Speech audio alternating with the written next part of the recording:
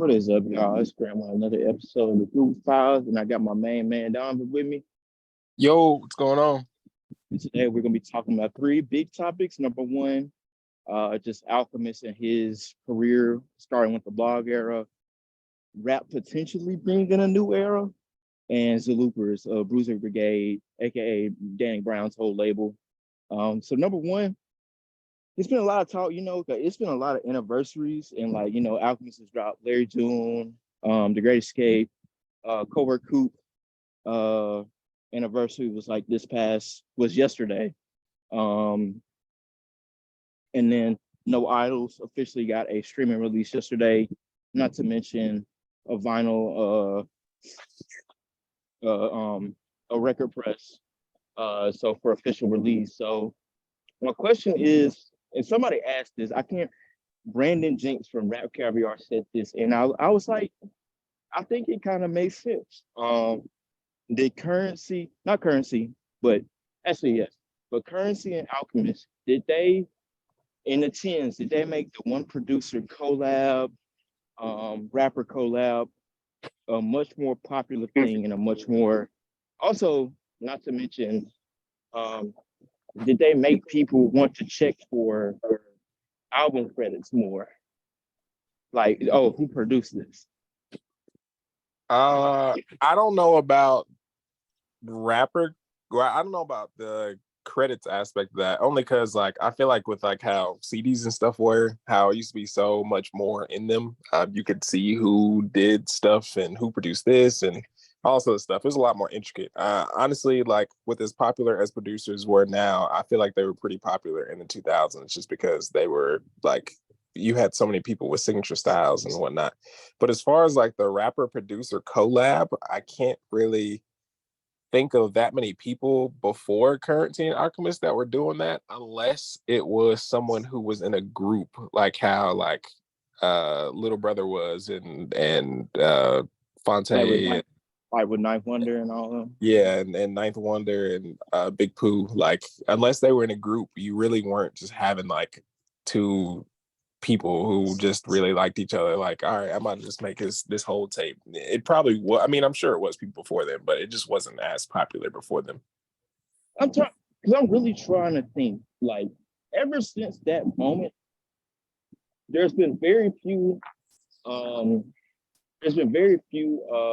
Rapper Alchemist collabs that I don't consider classic level. For instance, I think we all agree, of course, Covert Coup is you'd be insane to not call that a classic mixtape. No Idols, you'd be insane to call that not a classic mixtape. My First Chemistry set, or not well, I wouldn't call my First Chemistry set a classic mixtape. I think it's really, really good. But Albert Einstein with Prodigy, I think people would call you insane for not calling that a classic mixtape. The Planet Asia, the Do-Rag Dynasty album. Let's think of some. I'm trying to think of some others, but you're giving a point. And honestly, I'm kind of ready to call it now. I think you would definitely look on those two albums with that Alchemist has with Boldy James. It's not Super Tempo Bowl. I think it's a great album, but Price T and China and Bo Jackson, yes, I'm ready to go ahead and call those they will be looked back on as classic tier albums. But yeah, I can't remember anybody that was just in recent memory, people were begging whenever somebody says, oh, somebody needs to do a collab album with somebody else, it's either, oh, they need to go collab with Madlib or they need to collab with Alchemist. I don't really those are the most frequent answers. And it's really just because they've set the tone with so many different artists. You have what?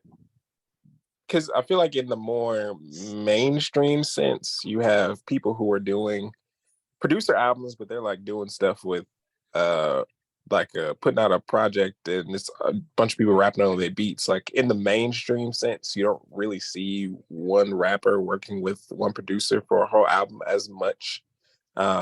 Future has a couple. And I think Metro has the one with 21 Savage, but it's like not as common. But like if you go through Alchemist catalog, it's like this artist, this artist, this artist, and then you got Madlib, and it's like this. Okay, one project with this artist, one project with this artist, one project with this artist. Like I can certainly appreciate the devotion and the willingness to lock in with one particular person, and they usually get the best out of whoever they work with. Like, yeah, man, like Alchemist, I hate to use basketball terms, and people know that I'm not necessarily using basketball terms when it comes to talking about rap and like hip hop in general. But Alchemist is definitely one of the biggest floor raisers we have ever seen. Like, and just meshing to people, like meshing to people's styles in general. Like, now he's not without his faults. Like, there's sometimes where I'll be like, okay, he could have done better on this. But more importantly, like he knows he knows like what the best samples and like the best way to chop his stuff in order to like get maximum, like to make it to where like it elevates the rap. So I can't say like if that's Alchemist's impact on rap, I think that's it. Like, of course, being great, but just kind of making one rapper, one producer collabs kind of more sought after. I don't want to say like I don't want to say full blown popularized yet, but definitely like make them more sought after. But moving on, wait, do you have any final say on this topic? Nah, you definitely hit it right on the head. But moving on, second is rap in a new era. Like I know we're kind of in the streaming era. We're still in the streaming era, but I feel like we're in a whole different era within that era. And I feel like I don't want to call it the TikTok era because that's like being disingenuous and like kind of that shit's still music. It's just like that platform has popularized like a certain type of remix and everything like that. But somebody said rap is in its ringtone and it's in another ringtone era. And I was like, that kind of sound crazy, but like when you really think about it, it kind of like it's kind of like, hey, that kind of makes sense. Because like for instance, like you got I can't really word it, but like I agree with the sentiment, but I can't really put it into words. But I kind of I agree with that. And I I kind of think feel people like are. Oh, go ahead. My bad. I was gonna say like I predicted this before. I'm not gonna call myself like a fortune teller or some shit like that, but like I kind of figured that going up to like we've been in a pandemic for like we've been in a pandemic for like 3 years. So I was kind of thinking, um, hey, when are like the party as music, all that shit gonna come back? And it's coming back. You got like your female rappers, but also like the world has been like begging for a new racial music too. So you get what I'm saying? So Yeah, I think everything is more open. Like for one, I think the ringtone era allowed for more variety with people. Just because there were so many like options, and it made a way for a lot of different people and a lot of different type of lanes of rap. Like I know we talk a lot about how varied rap is, but like TikTok and all these other like platforms are just allowing for so much more. Um, and it's hard not to look at it as another ringtone era in a sense, just because it's so fast moving. It's kind of a lot, but at the same time, like it's a lot to appreciate in the same vein. I know people talk about how sometimes it's too many things going on, but I definitely think it's a lot to appreciate. I think like because like people have been complaining for like a long time, like what is that shit called? People been complaining a long time about oh, the mainstream isn't diverse anymore, all this other stuff. The mainstream is boring. And I was like, we have a very set, like, for instance, I'll use this guy, for instance, what's his name? Um, excuse me, real quick, I'm sorry. I'm gonna go watch you, man. But let me use this guy, for instance. It's the, is it pronounced, it's a Korean? Yeah. Oh my goodness, that project I, was so good. I feel like he's a perfect example. Like, although I get the critique of like just people in general, kind of like bringing like a 2000 aesthetic, I guess, back.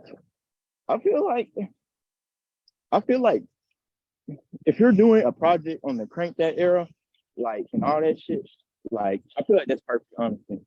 He Like did it he's in such a way that wasn't like that didn't just sound like copy and paste. Like and I also think because I've been like following Tisa Korean on my like Twitter and stuff for a while.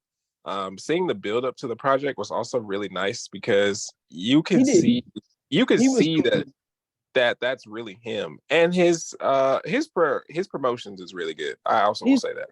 he's like I really appreciated him because like when he got his friends to do like the whole stunning shades video, all the other stuff, and like he had been promoting that for about like 6 months or something like that. So I kind of like appreciate him, with That Boy's a Liar coming out. Tia Kareem with Freaky T, all that stuff. It kind of reminds me of like being back in elementary or middle school.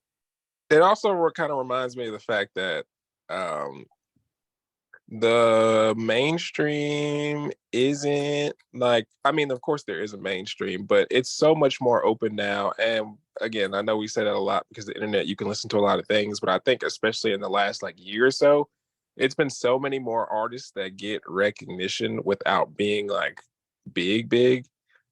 Um, and I think it's been beautiful to see like Mana Leo. I don't think she's someone that would have been big in like the early, like in the mid 2010s.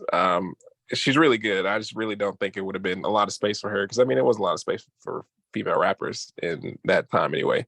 Flo Millie's getting a lot of recognition. Tia has been Dochi, Tia Corinne has been absolutely everywhere. Um, Dochi. yeah, like it's just been so many people who's been getting the recognition that they deserve. And yeah, because there's just so much more going on.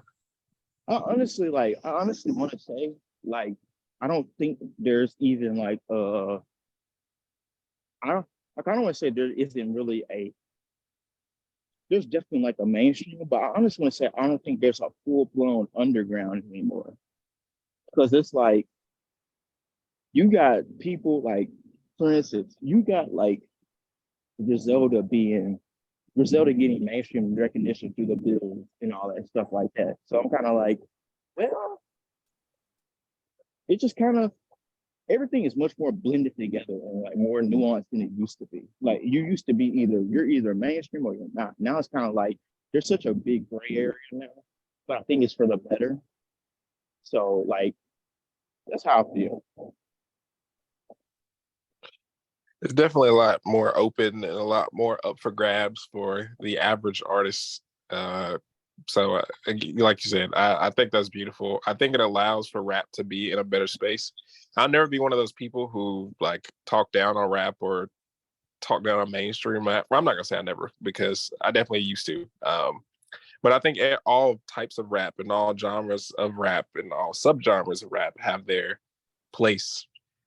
So to see all of them thrive in their own ways is very nice.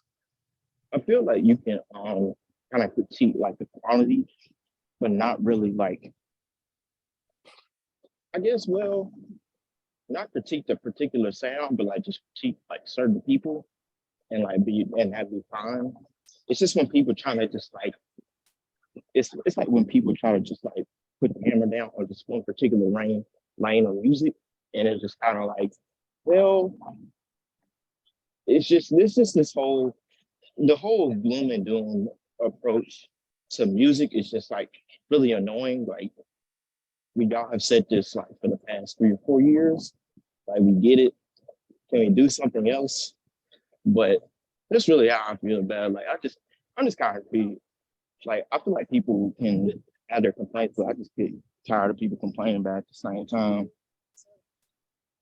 Yeah, for me, it's like I do understand having complaints, but in the same vein, it's also like all you have to do is go to like just your Apple Music and you'll be fine. Or go look up something. You can look up anything and you'll be okay.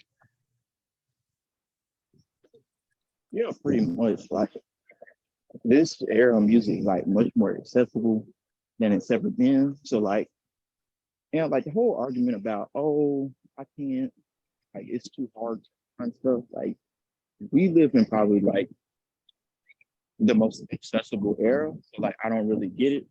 And like all you really gotta do is just take a scroll or two on social media if you follow the right people to find somebody new if you really want to.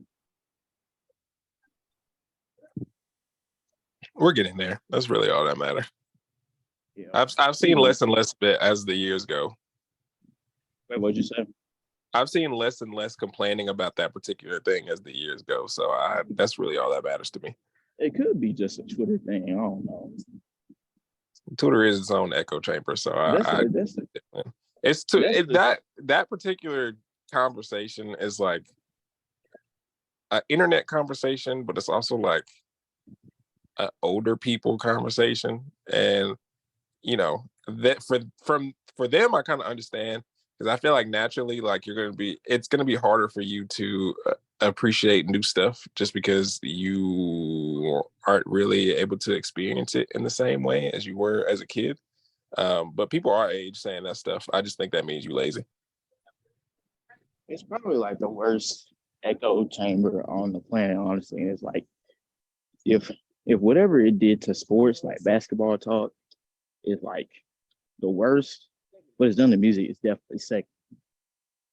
But the thing is, I don't know which one was effective first.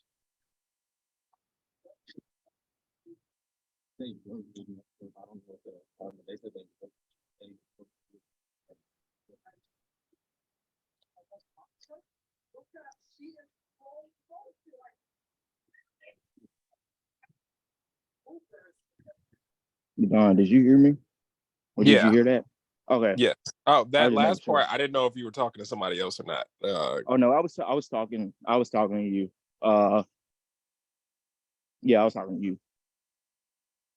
Okay, repeat that last part again. Sorry. So what I was saying is like what Twitter has done to like discussing art in particular is just horrible. And I'm like, they feel like people have run that first take dialogue from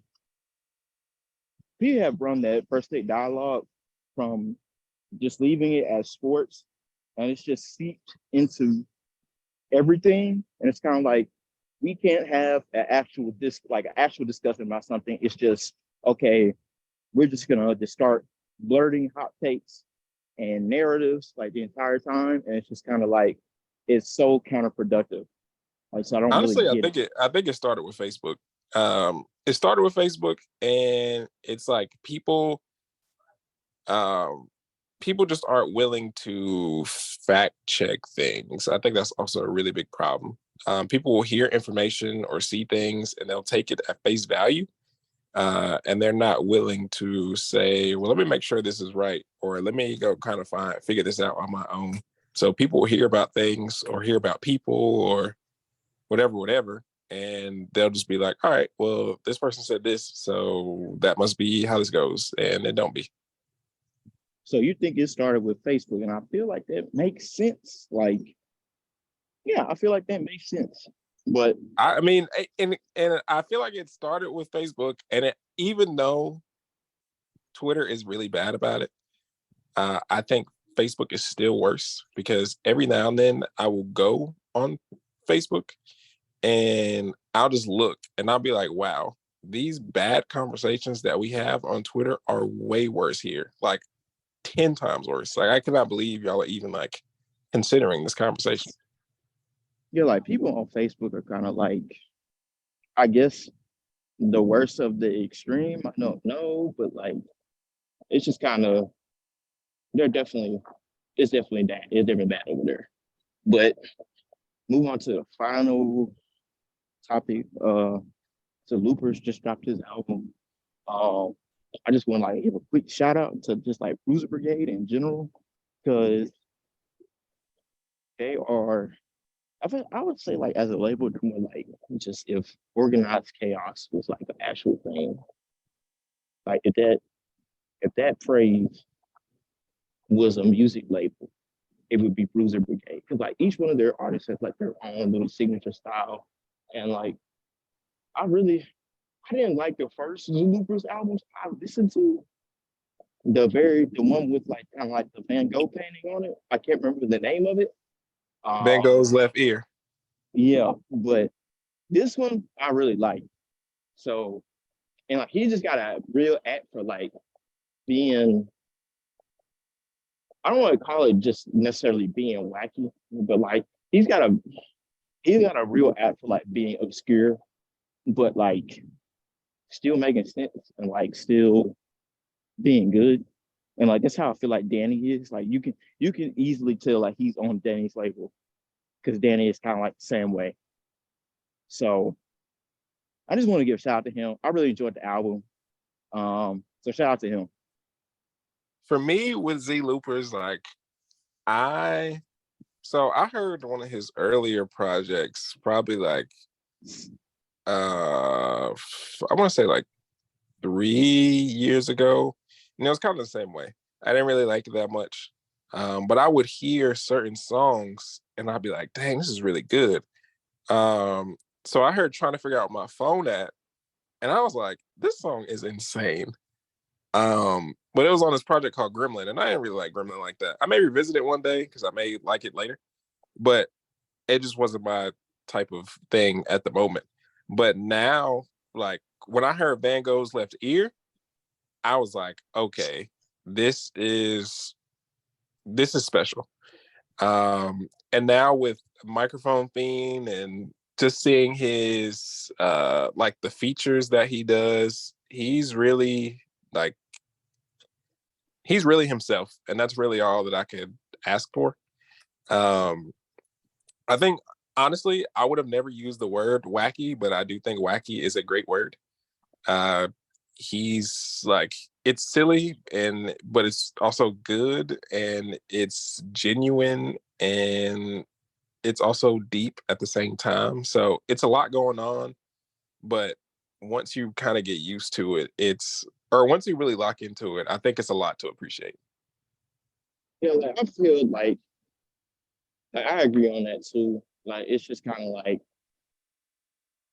I appreciate them. I will always appreciate our artists. They kind of like pushing the boundary is like I say this like I give artists credit for trying to push a boundary, even if it's not good. I always will. Because like, for instance, if we already have too many artists that kind of like I don't want to say necessarily stay in their comfort zone, but also they already know what works and they're like, okay, this already works. I don't feel like trying something new and see that works too, which is fine, which is completely fine. It's your prerogative. But I always appreciate somebody that wants to go outside the box. All that. I always appreciate somebody who, if I play them around other people, they'll be like, what the hell am I listening to? I've definitely played Zelooper around people and they'll be like, what the hell is this?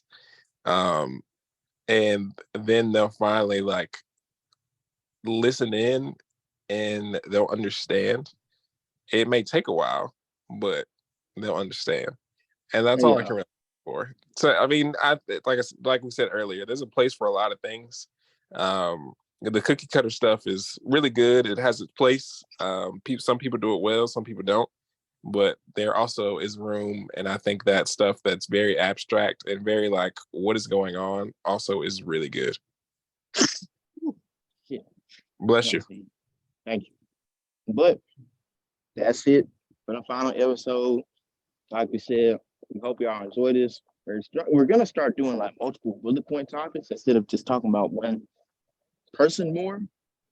It's just kind of like get a grip on like trending stuff. But other than that, that's it for this episode. We out.